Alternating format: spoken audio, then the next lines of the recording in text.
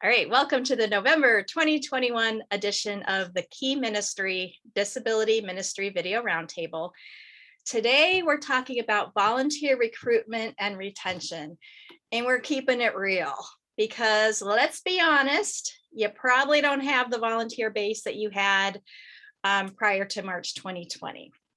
So I just want to open it up. And let's talk, like what does it look like for you these days? You know, what are you dealing with volunteers? Are you able to recruit? And then we'll start talking about tips for how we can do that. But does anybody want to start with what's going on in their particular ministry?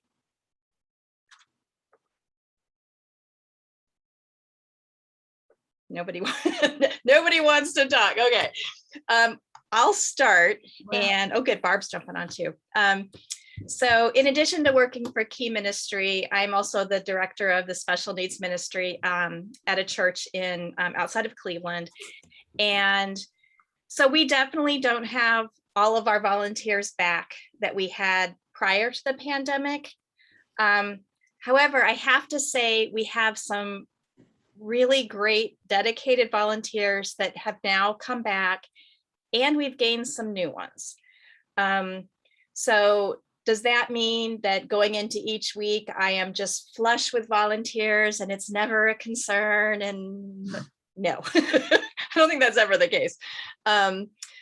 But in children's ministry as a whole, we are definitely down from where we were before the pandemic. We also have fewer students than we had, a year and a half ago. We have done a couple large scale, volunteer heavy events like Respite. And while we didn't have the numbers that we had, prior to 2020, we had about 140 folks volunteer at this last one, down from the 200 we would have before. But so it's coming along, but it's definitely been, it's been a time.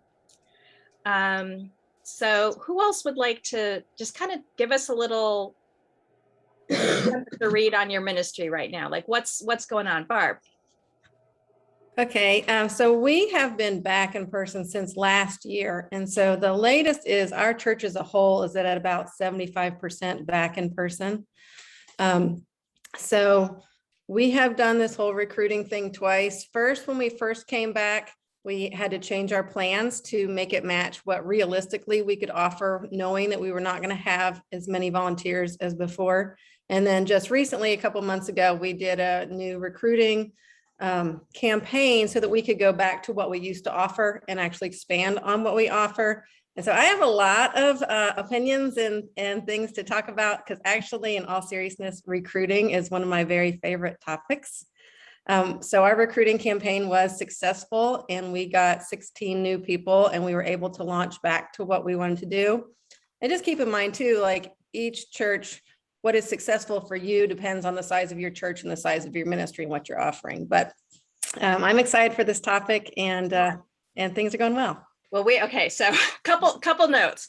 First of all, super excited you're here, because clearly you have some good information to share with us. So let's hear from some other people, and then we want to hear your tips. Also, holy cow, 75% of your church is back. That's pretty good. Yeah, but I mean, it's like every part of the country is different. Mm-hmm. And this is what I'm learning. So like what is normal in your area is not normal for another area. So that's why when we talk about these things, we have to really look for the transformational truths behind it and take those things, and don't compare yourself to another church, because your city's different. Right. And thank you for mentioning that, because even the few, stories that I know on here, we're all in very different circumstances, and part of it is dictated by our geography and our governments or whatever. But yes, so that's a really good point, Barb. Thank you for sharing that. All right, before we get to Barb's awesome tips, would anybody else like to share kind of where they are right now as far as what their church is experiencing and their volunteers?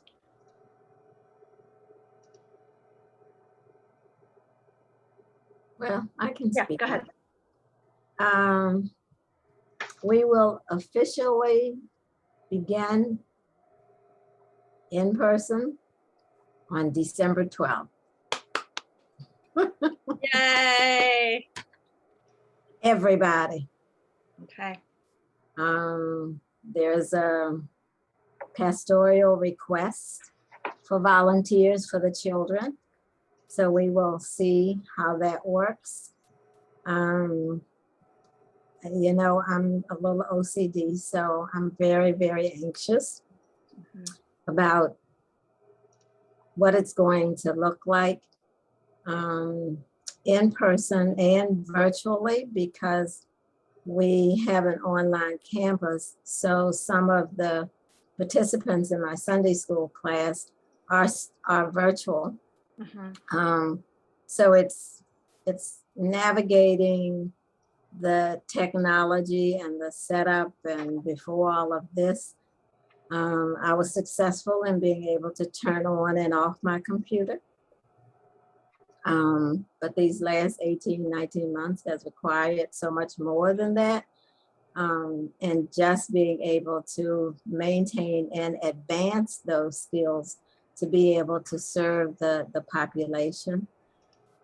And just reaching out to volunteers, sending out a form requesting from our volunteers a verification and availability to serve form, just to begin to see what that looks like, and getting back in the building and setting up space. It's just difficult for me to navigate right now. So I'm in a sense of overload.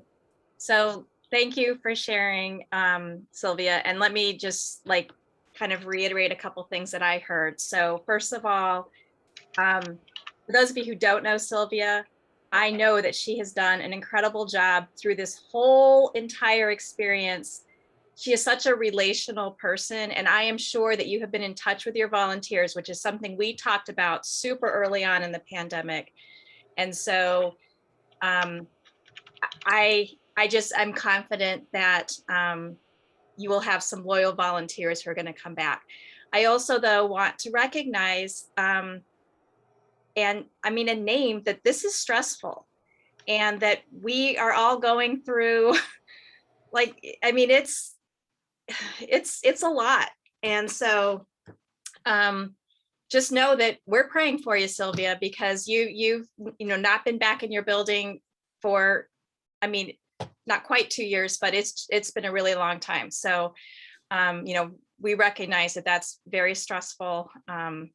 And we've all been in that boat to some extent, but you certainly have been in the boat the longest on this particular issue. So, all right. Thank you for sharing. Would anybody else like to let us know, Doc?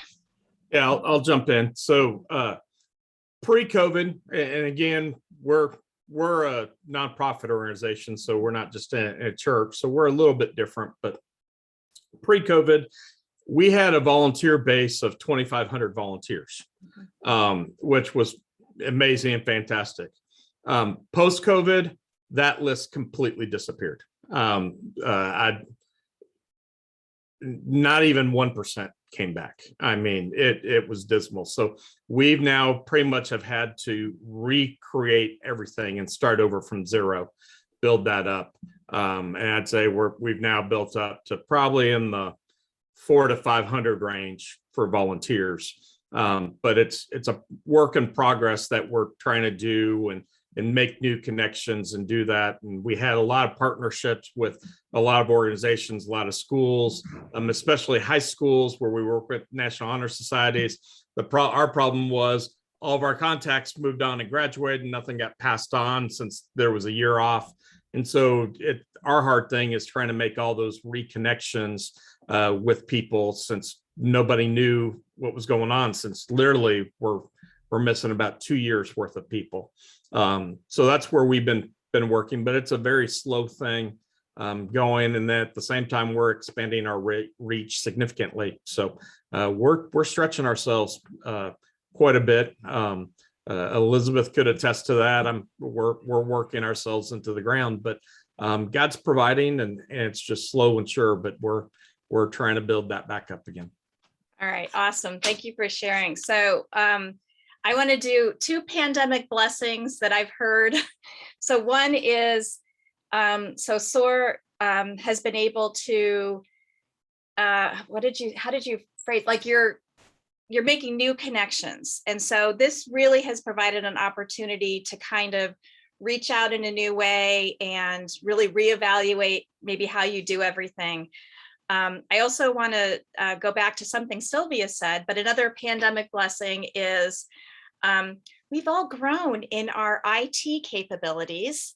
And, maybe we used to just know how to turn the computer on and off, but now we are able to do a lot more.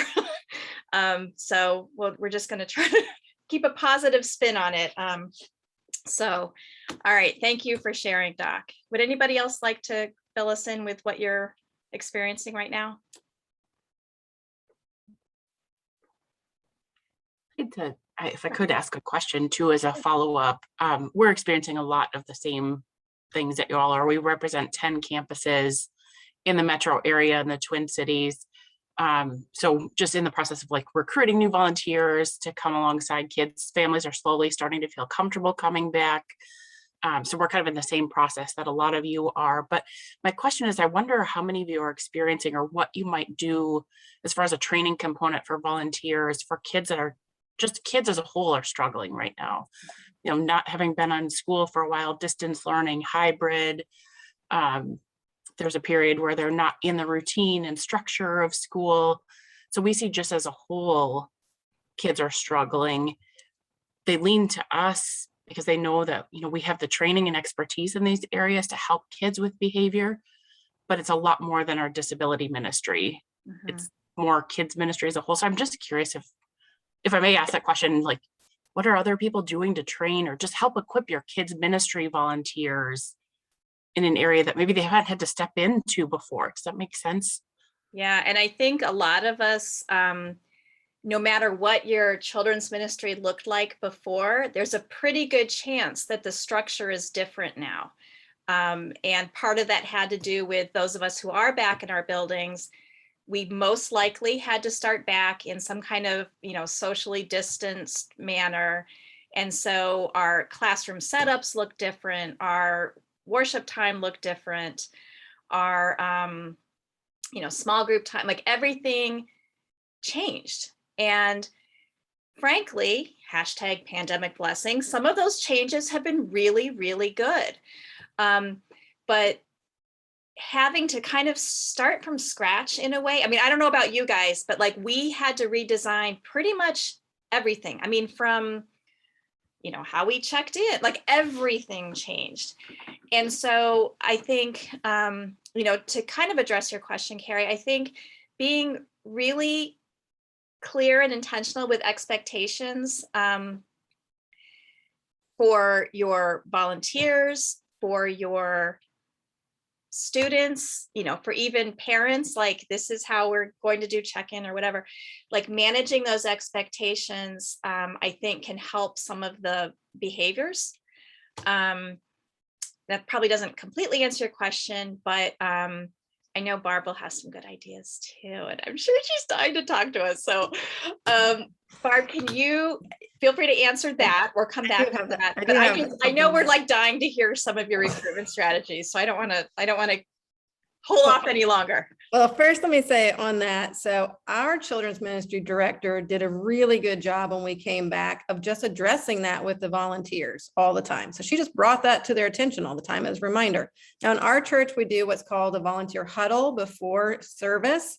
And it's like 15 minutes where we'll either do a devotional, we'll ask for prayer, she will do some kind of motivational thing, or we'll show Wonderful Works video, because one thing I think a lot of our churches do is try to equip the entire ministry volunteers with behavioral disability awareness, behavioral strategies, and all those things, not just the people who serve with kids with disabilities. I recommend that for every church, whether you use Wonderful Works or something else.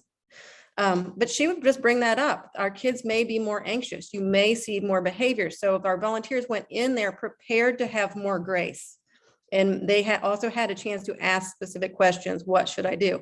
And I think that really helped. Now, we did see, we expected that the kids were going to have a lot more problems than they did. They were less anxious about it than we thought they would be a lot, because a lot of them are already back in school. So that was our experience. Yeah, that's good. And I think it is a lot. You're right. I think we've addressed this earlier too, that again, depending on your geographic area, some kids have been back in school for a super long time, maybe masked, maybe not, and some students, I mean, I know my brother's kids and my sister's kids live out by you, Sylvia. And I think that last school year, they went to school in person for like the last 2 weeks of the school year. So they, literally were virtual the whole school year. So, yeah, so they're gonna act differently than kids that have been together in person for a while. So Sylvia, did you have your hand up? Yeah, I just wanted to say that what God had deposited in my spirit is, just like I do social story books for the kids, I'm going to create a volunteer social story book. That it's just going to be just a little pamphlet, a few pages, that this is what you might expect, or you can anticipate when you come back. Whether you volunteered in the ministry before or this is new to you, this is what it could potentially look like. And give it to them ahead of time, because we have a couple of weeks now before we actually are going in. Again, don't know specifics, but it's going to be enough to kind of tease them into putting them in a comfort zone, a new zone that they're going to have to step into. And prayerfully, this will help everybody. That's great. That's a really good idea. And that helps also, hit a variety of learning styles too. So, all right. And you're getting a shout out in the chat. Yeah, one of the things I jump in and say, and I've talked with Steve Gersovich some. I'd love to talk with him a whole lot more on this, but it's definitely something I've been seeing a ton with. But it seems, and I'd say especially our friends with autism, I'm seeing just sky high levels of anxiety coming out of COVID with them.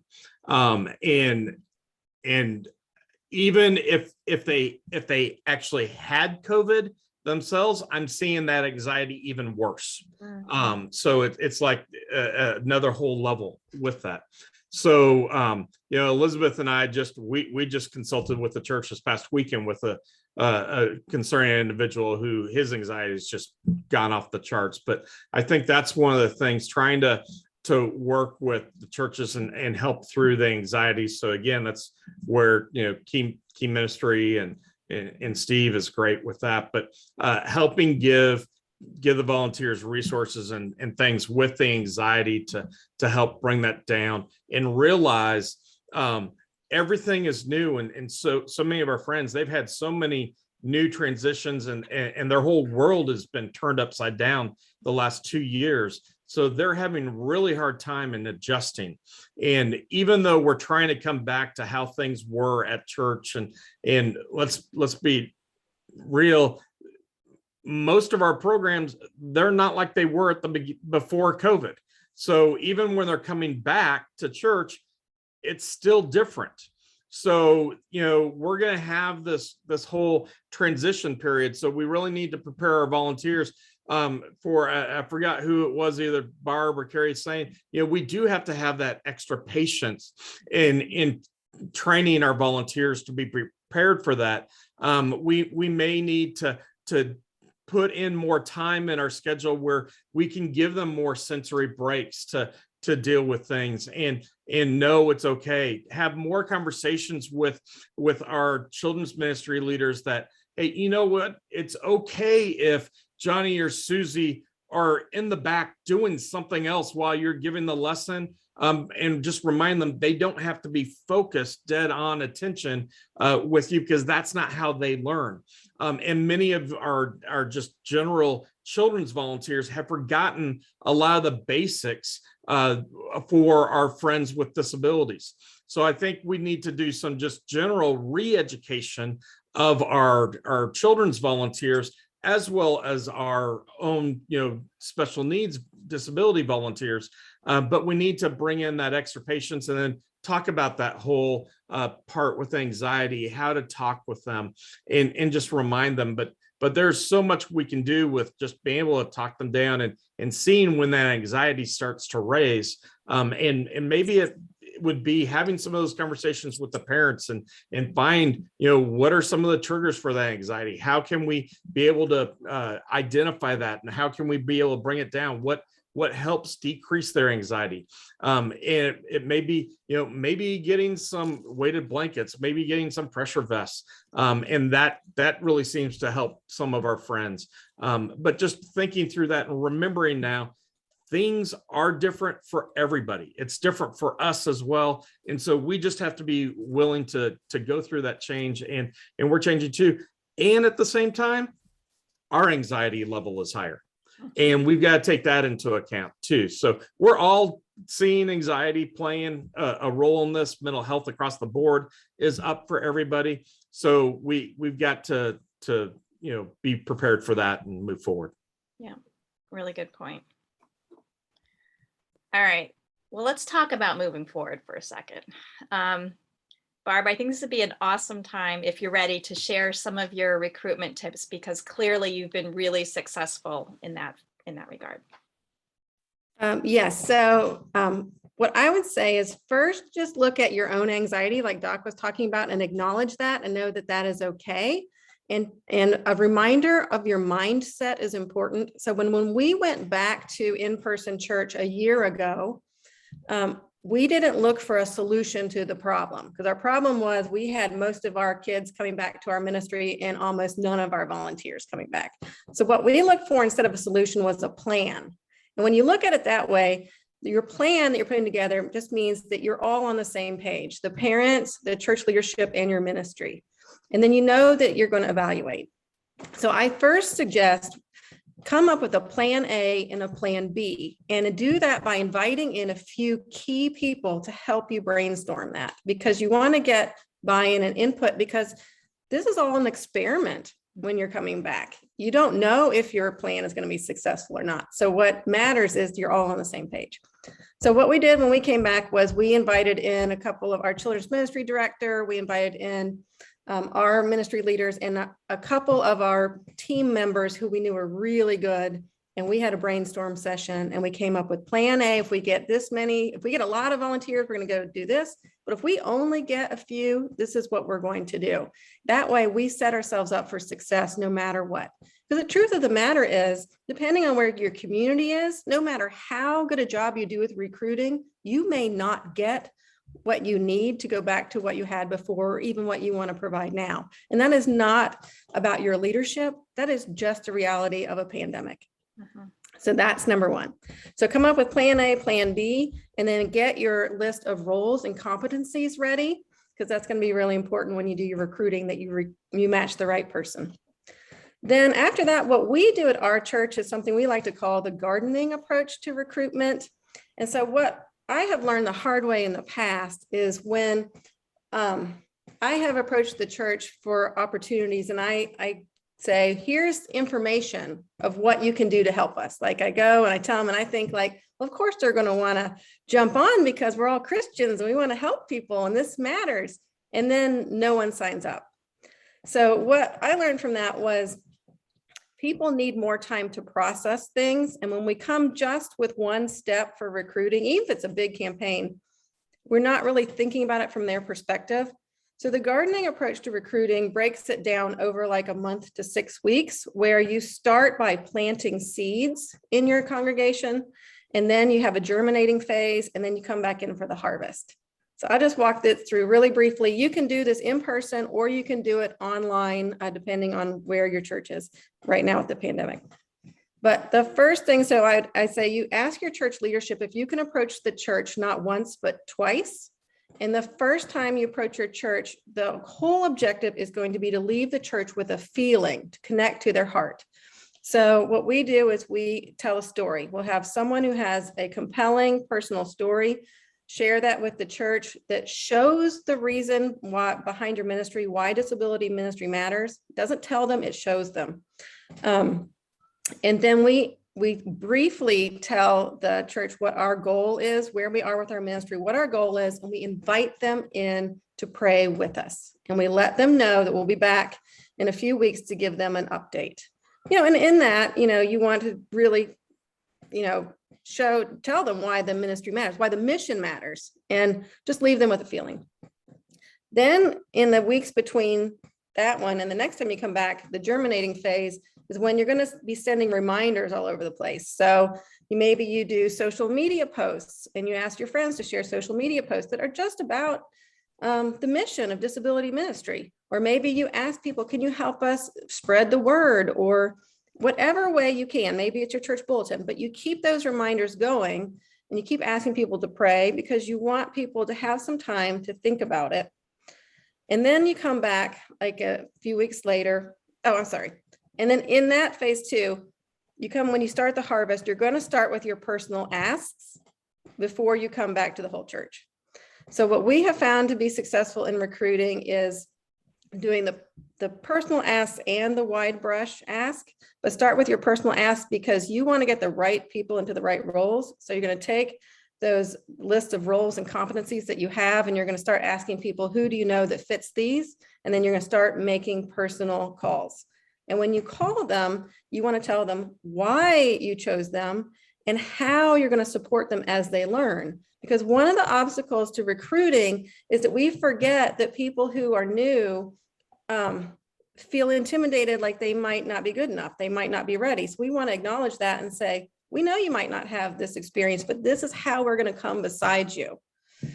Okay, so then you do that till you get as many people as you can, and then you come back to the church again in your video or on stage. You give an update of where the ministry is, and continue asking for prayer and planning that vision, and then you give them a specific action step of how to get more information. So basically, the first time you approach the church, your objective is leave them with a feeling. The last time you approach the church, you leave them with information. And we have found using that strategy, we have been very successful in getting the people that we need. And then there's other things you can do just all the time, because another thing I do like to tell people is it's okay to do a recruiting campaign, but really recruiting is all the time. And it's not just about making asks to people to come join your ministry. It's about planting cultural change in your church little by little, so that the whole church eventually makes a shift to being excited about disability ministry, whether they're ever going to serve in your ministry or not. So we do have some tips on that too. But that's how we've done it, and we've had really good success. Okay, so this is incredible information. Thank you, Barb. So clearly, hope you are all taking notes. But well, we have 2 videos on it if anybody's interested. Yes. On wonderful work. We have the gardening approach and phenomenal, planting in the phenomenal. pandemic. So there's so many nuggets in here and so many takeaways. But a couple of things I just want to reiterate. So first of all,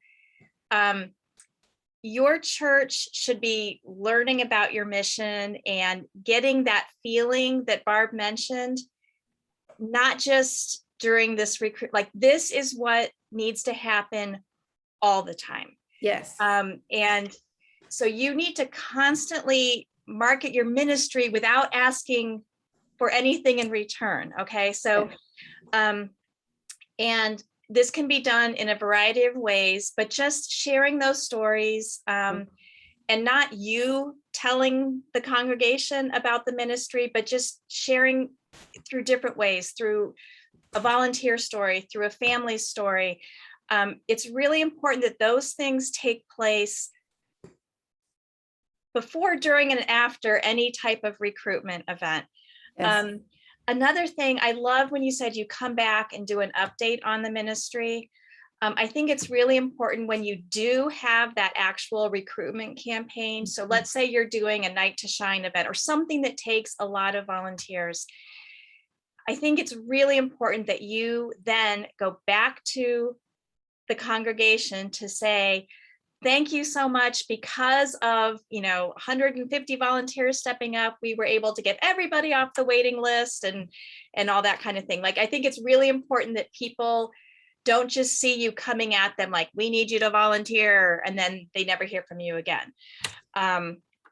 I love that you start this whole process with not just trying to come up with a solution, because clearly we can't do that, and we certainly can't do it on our own. So I love that, and I love the gardening analogy. I think we just all need to keep that in mind.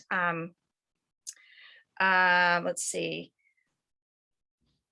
When you are ready to do the actual ask, I love that you're doing the personal thing, and it bears repeating, but you're letting people know why you chose them. So what do you see in them?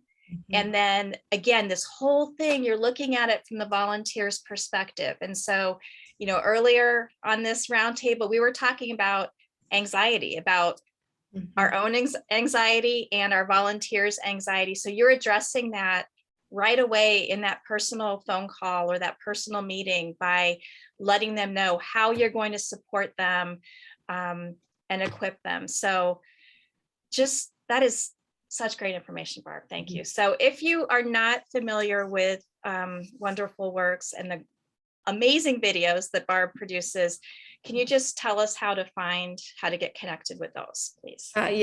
Yeah. So I run Wonderful Works Ministry, and it is a disability ministry online training resource center.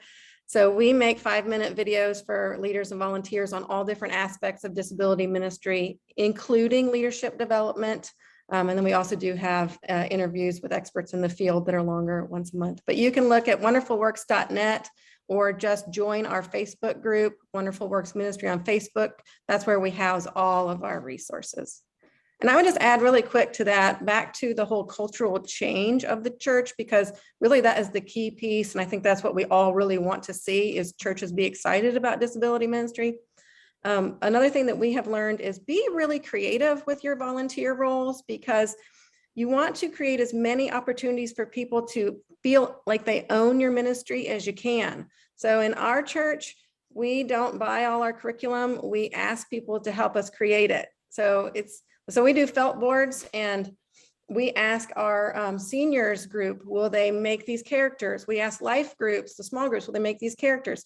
Truthfully, they're not as durable as if I would have purchased them. In fact, last week, the head of King Saul came off during our lesson.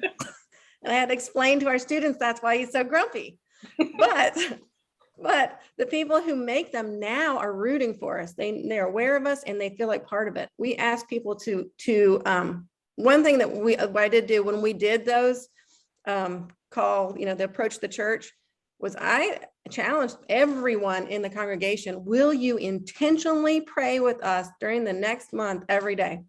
Because we want people, no matter whether they're never going to volunteer in our ministry or not, to be part of it. So through prayer, through curriculum, through whatever, anything you even like sharing, or we encourage people to help us recruit. Like we tell them, here's the type of person we're looking for. Can you spread the word? But you equip those people to be on your team, whether they serve within your ministry team or not. Yeah, that's a really good point. And for those of you who are familiar with Johnny and Friends family retreats, mm-hmm. they do an excellent job of putting together a prayer guide that's like the month or whatever leading up to family retreat. And that's something that, volunteers or families can give mm-hmm. to their churches and, mm-hmm. Really take the whole event to prayer, all the different steps leading up to it. And that's something that's really important and is a really great way to involve people in your church that aren't necessarily going to be your volunteers in a classroom on Sunday morning. Mm-hmm. And getting people involved, it can be like cutting felt mm-hmm. things. So we are a Night to Shine host church, and let me pull something off my wall here. We had volunteers make these are paper corsages and boutonnieres, and so we actually had a little flower making session this past weekend, so that we can get the hundreds that we need made by February. And it was so cute because people that some of these people are not going to volunteer for any event that we're doing, but they felt so connected and so like we supported we supported this initiative. And so there are different ways you can involve people, and again, that just helps the church as a whole own disability ministry, and like just own the whole idea of disability and inclusion. So I have one more tip, and then I promise I'll be quiet. But with this also, don't forget your church leadership and your church staff, your advisory team. So another thing that we have done over the years is when we have a win in our ministry, we send that out in an email to the whole church staff. Sometimes we'll send this to our advisory team. So we'll say, and it doesn't have to be a big win. It can just be, we had a new family and the mom was like, thank you. Or maybe we had a breakthrough with a kid really connecting to a curriculum. We just send that out. And that has actually caught on. Yesterday, I just got an email sent to the entire staff plus our ministry, because we're actually volunteers at our church, but to our ministry leaders, that where they had a disability ministry win in our general children's ministry. So they're now taking those wins, celebrating them, and send them out. And the more that we do that, the more your staff and your advisory team is like, yes, we want to be inclusive. We will help you. That's how you build that support.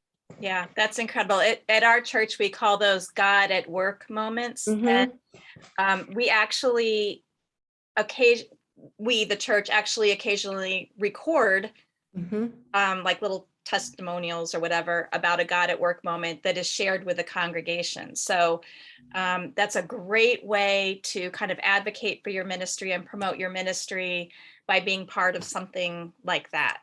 And so, it's kind of up to us to make that happen. I mean, we're not the ones necessarily like coming up with the content, but we need to be able to make that available so that others can learn from it, be encouraged by it, and make that just part of the whole, congregational experience.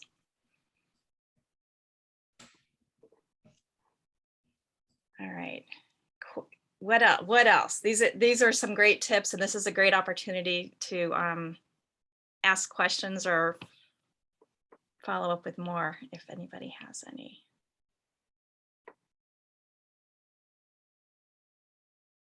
Has this been encouraging for you? Like, has anybody had some takeaways that they're like, yes, this is something I need to start doing in my ministry? I know I have. Hi, I just want to say this is Janet, and most of you know me from Autism Speaks, but I'm also just kind of been put in are being asked to start. I'm at a new church and they don't have a disability ministry. And so I'm starting from scratch with helping them to create a well-rounded, inclusive ministry. And so thank you, Barb. Wonderful works, resources are amazing. Thank you guys so much. And just hearing all, I have a page full of notes right here that I just, so thank you all so much. And while I've been in this space, for the last 3 years and working in my role at Autism Speaks and developing Blue Blessings, and we're now to the point where I think they're going to include and earmark dollars to really put Blue Blessings as a focus for the organization. So I'm keeping and praying that happens, and just keep pushing. And but I just want to say thank you to each of you. I am also a parent of a son on the spectrum, and I found it very difficult, and it's been very challenging for me and my family. So to be able to delve more into the space of providing help and resources to families who need it most, especially during this time. I just want to say thank you. Thank you to each of you, to Doc, to, you know, your team, to everyone who has imparted their knowledge over the years.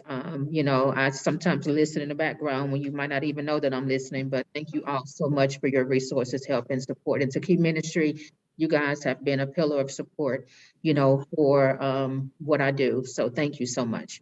Well, thank you. And thank you for being such a faithful participant in these, and seriously, let any of us know how we can come alongside you. That's really awesome what you're doing. So. All right. Any other thoughts or questions? That was such a nice, like, expression of gratitude. Perfect for November, right? All right. Well, this was incredible information. This recording, as always, will go on the Key Ministry website, keyministry.org. We have a whole page just for these roundtables. I'll add the links that Barb is sharing in the chat, because these are some really good resources. We are going to take December off for the video roundtable, but check your email, because I have like a really cool thing that's going to happen in December, but I'm like a couple days away from announcing it. So stay tuned.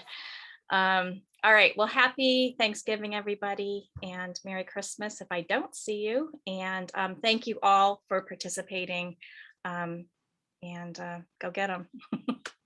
All right. Bye, everybody. Bye.